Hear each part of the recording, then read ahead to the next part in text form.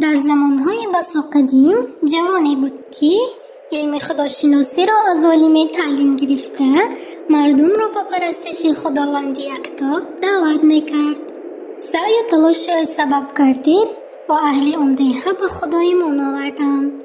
پادشاه آن سرزمین مسلمان نبود. با شنیدن این خبر قهر و غضب کرد. دستور داد تا لشکرانش جاها کنند و در آن آتش افروزند و هر نفری که مسلمان است و از ایمانش برنمیگردد او را به آن جای آتش اندازند. مسلمان ها در دین خود استواری نشان دادند و از دینشان برنگشتند. وقتی مسلمانان با آتش میپرتافتند آن شاه ظالم با یاورانش در بلندی نشسته عذاب مؤمنان را تماشا میکردند.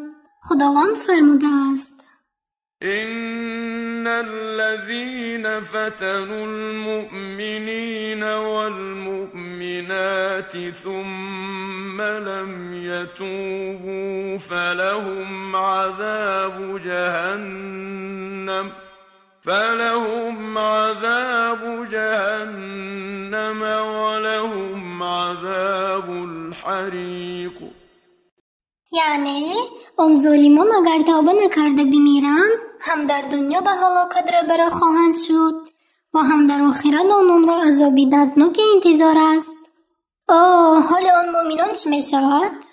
خداوند فرموده است: إن الذين آمنوا وعملوا الصالحات لهم جنات تجري من تحتها الأنهار ذلك الفوز الكبير.